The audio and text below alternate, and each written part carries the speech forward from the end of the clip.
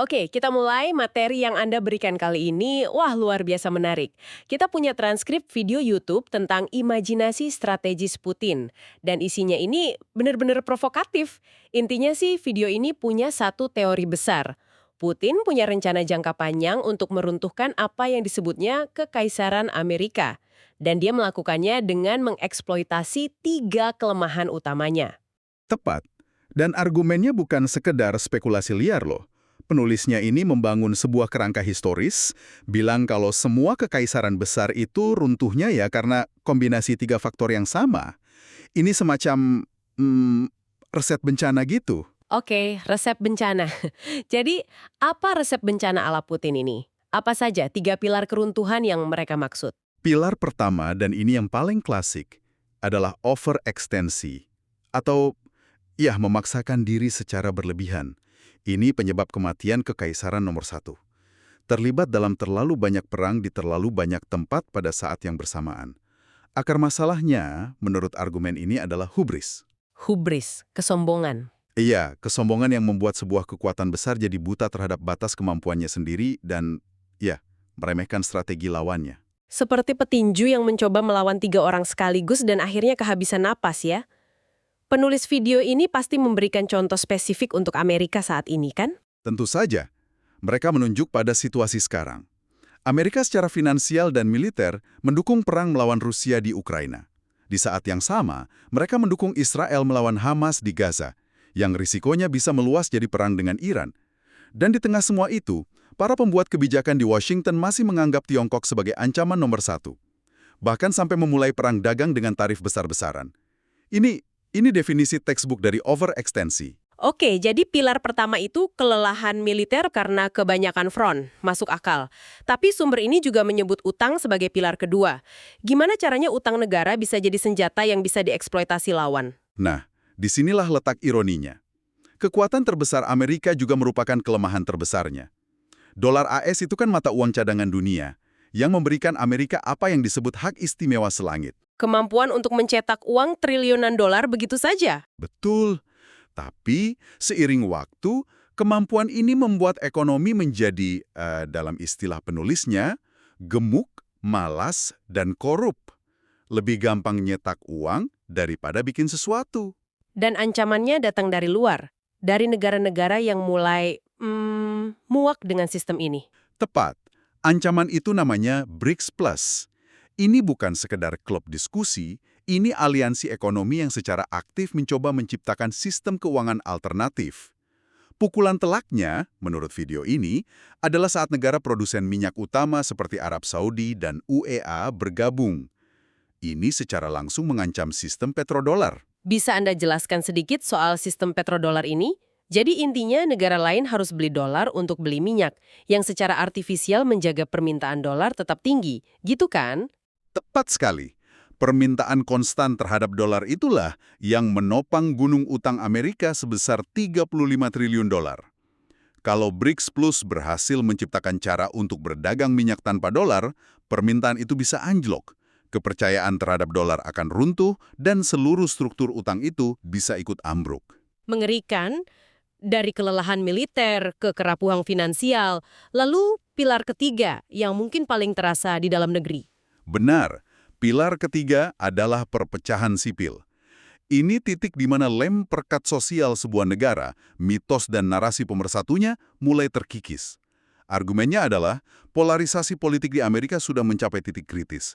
Secara spesifik, mereka menyoroti gimana dukungan AS terhadap Israel dalam konflik Gaza telah membuat sebagian besar generasi muda kehilangan kepercayaan.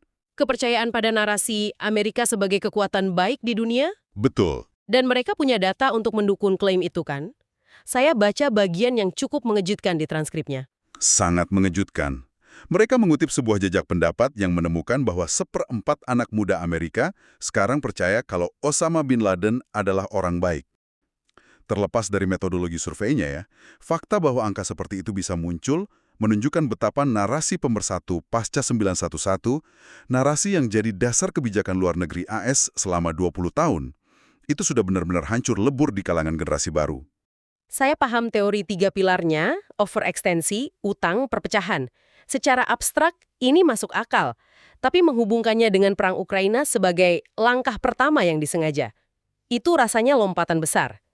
Sebagian besar analisis Barat kan melihat invasi itu sebagai kesalahan strategis besar dari Putin. Gimana sumber ini bisa berargumen sebaliknya, bahwa ini sebenarnya bagian dari rencana cerdas? Pertanyaan yang sangat bagus, karena disitulah inti argumennya.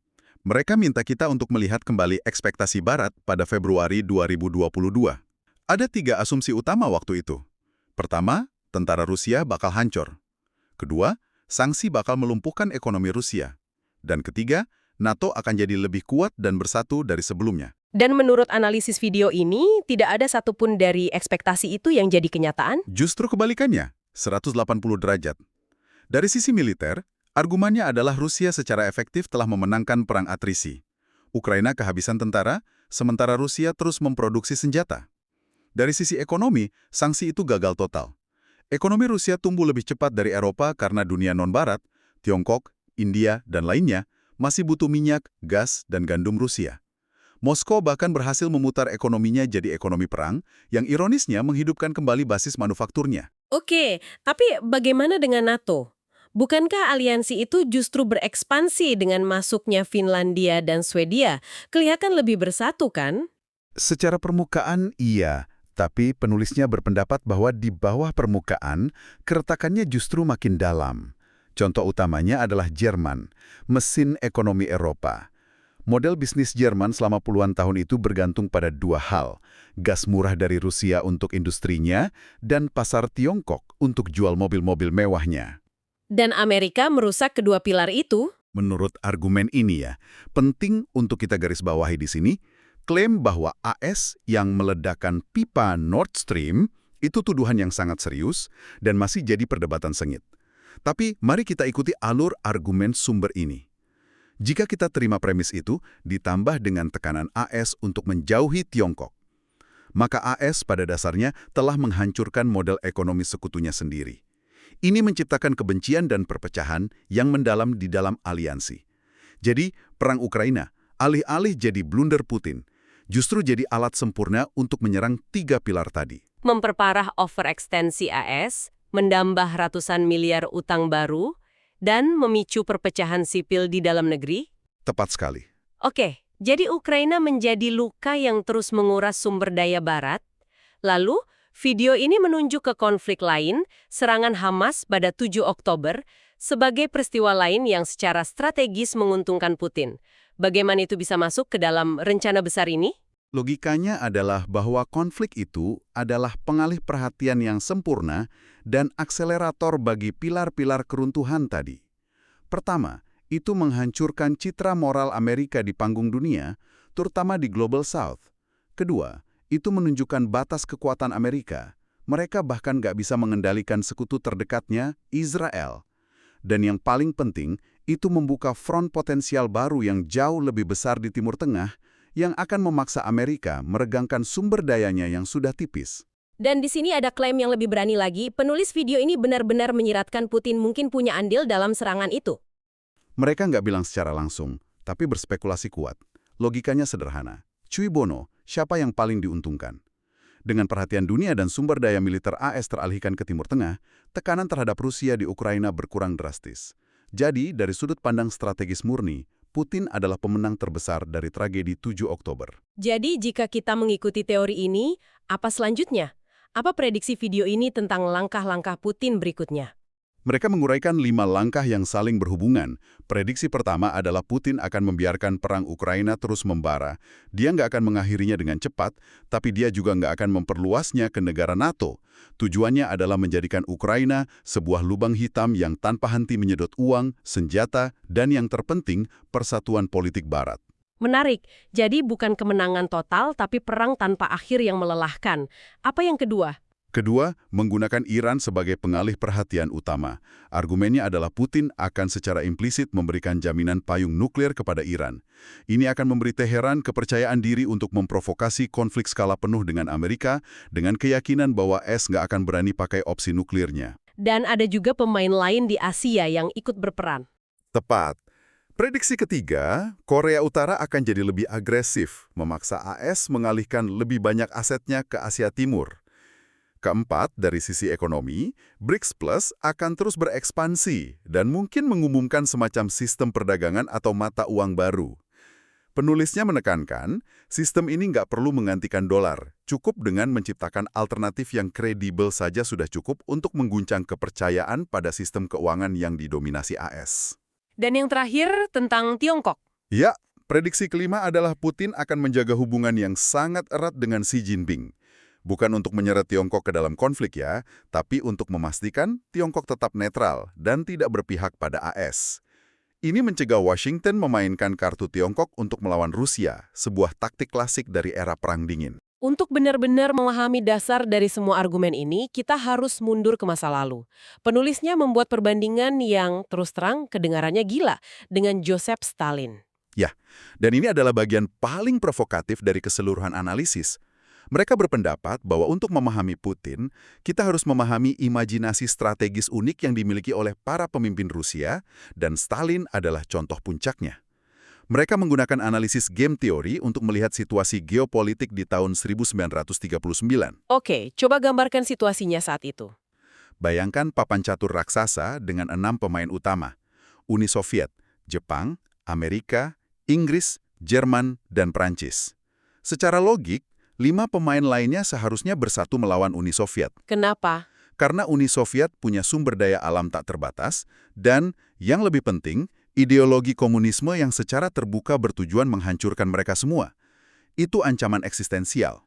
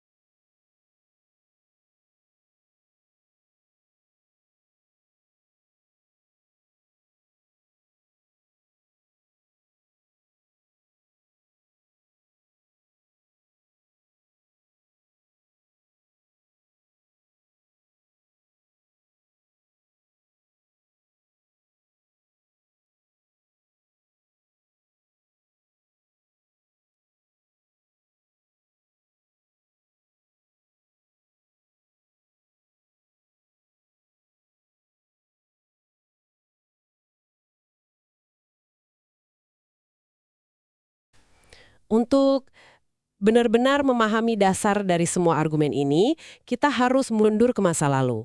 Penulisnya membuat perbandingan yang terus terang kedengarannya gila dengan Joseph Stalin.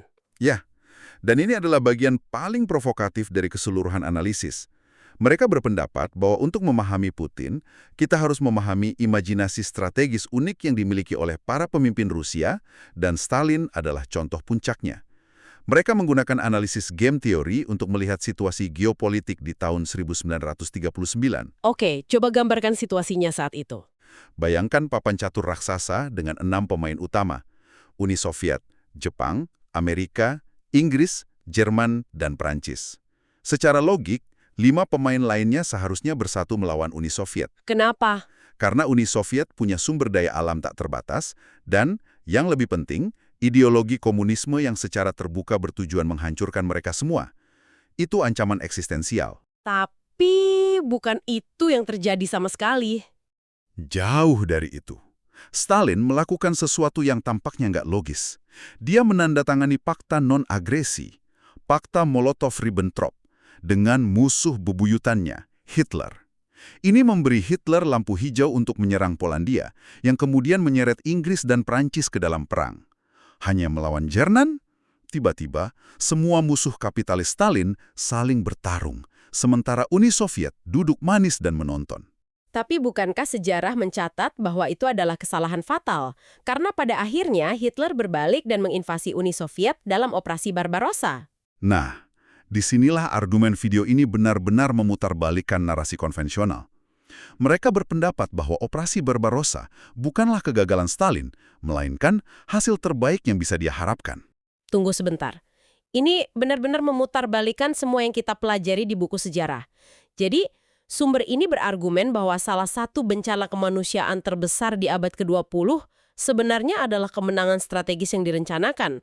Itu klaim yang luar biasa. Gimana mereka bisa sampai pada kesimpulan itu? Logikanya, meskipun brutal, cukup lurus. Skenario terburuk bagi Stalin adalah jika Soviet menyerang Jerman lebih dulu dan menang. Itu akan menyatukan seluruh dunia melawannya. Skenario yang akhirnya terjadi, di mana Jerman menyerang lebih dulu dan hampir mencapai Moskow, justru yang paling menguntungkan bagi Stalin dalam jangka panjang. Ada dua alasan. Pertama, itu langsung mengubah Uni Soviet dari paria internasional menjadi sekutu penting bagi AS dan Inggris. Ini membuka keran program Lend-Lease yang pada dasarnya adalah bantuan senilai 200 miliar dolar dalam bentuk tank, pesawat, dan teknologi. Bantuan itu secara efektif mengindustrialisasi Uni Soviet dalam semalam. Satuan nasional yang luar biasa. Perang itu dikenal di Rusia bukan sebagai Perang Dunia II, tapi sebagai perang patriotik hebat. Itu memberi rakyatnya alasan untuk berjuang sampai titik darah penghabisan dan membenarkan rejim brutal Stalin. Jadi kesimpulan dari penulis video ini adalah Stalin dengan jenius memainkan Hitler, memanipulasinya untuk melakukan persis apa yang paling menguntungkan bagi Uni Soviet. Wow, argumen tentang Stalin itu benar-benar liar. Ini melukiskan gambaran seorang grandmaster catur geopolitik. Ini membawa kita ke pertanyaan yang lebih dalam. Mengapa mereka berpikir seperti itu? Apa yang menurut sumber ini begitu fundamental berbeda tentang cara berpikir strategis Rusia? Mereka berpendapat ini bukan soal kecerdasan, tapi soal filosofi berpikir yang berbeda secara fundamental. Mereka membandingkan pemikiran Rusia dengan pemikiran Barat yang diwakili oleh tradisi Inggris. Pemikiran Barat, menurut sumber ini, seperti membangun sesuatu dengan balok Lego. Anda harus ikuti instruksi, setiap balok harus pas. Logis, berurutan, bisa diverifikasi. Dasarnya adalah empirisme, Anda hanya bisa tahu apa yang bisa Anda lihat dan buktikan, dan fokusnya cenderung sempit dan spesifik, kayak novel Jane Austen. Dan pemikiran Rusia? Sebaliknya, pemikiran Rusia digambarkan lebih seperti memahat patung dari sebongkah batu besar. Anda mulai dengan visi atau intuisi tentang bentuk akhir, dan Anda melompat ke sana, membuang bagian yang nggak perlu tanpa harus membenarkan setiap pukulan palu. Ada elemen mistisisme, kepercayaan pada takdir, dan cakupannya luas dan epik, seperti novel Tolstoy. Jadi, apa implikasi praktis dari perbedaan cara berpikir ini dalam hal negara dan strategi? Implikasinya sangat besar. Menurut argumen ini, pemikiran Barat yang logis dan empiris menciptakan sistem birokrasi yang terobsesi dengan proses, data, rapat komite. Sistem ini, secara desain, justru menekan kemunculan individu jenius yang tak terduga dan tak terkendali. Mereka yang berani melompat ke kesimpulan tanpa data yang cukup akan dianggap sembrono dan disingkirkan. Sementara sistem Rusia justru sebaliknya. Tepat. Sistem Rusia, dengan penekanannya pada intuisi dan visi besar, justru memungkinkan, bahkan mungkin mendorong munculnya pemimpin tunggal seperti Stalin atau Putin. Pemimpin yang bisa bertindak berdasarkan imajinasi strategis dan firasat mereka, seringkali di luar batasan logika birokrasi konvensional. Jadi argumen yang kita bedah hari ini pada dasarnya mengatakan bahwa sistem Barat yang dibangun di atas logika, proses, dan bukti empiris mungkin memiliki titik buta yang fundamental. Titik buta terhadap jenis strategi yang bersifat intuitif, jangka panjang, dan tidak konvensional. Itulah inti dari tesis mereka, bahwa ada cara berpikir strategis yang berbeda secara fundamental, yang tidak dapat dipahami atau diprediksi oleh model analitis dan birokrasi Barat. Barat mencari rencana langkah demi langkah, sementara lawan mereka mungkin berpikir dalam kerangka nasib dan takdir historis. Ini meninggalkan kita dengan satu pertanyaan besar untuk Anda renungkan. Jika sebuah sistem dirancang dengan cermat untuk mencegah kemunculan individu jenius yang tak terduga dan tak terkendali demi stabilitas, bagaimana sistem tersebut merespons ketika berhadapan dengan lawan yang justru dihasilkan oleh sistem yang berlawanan?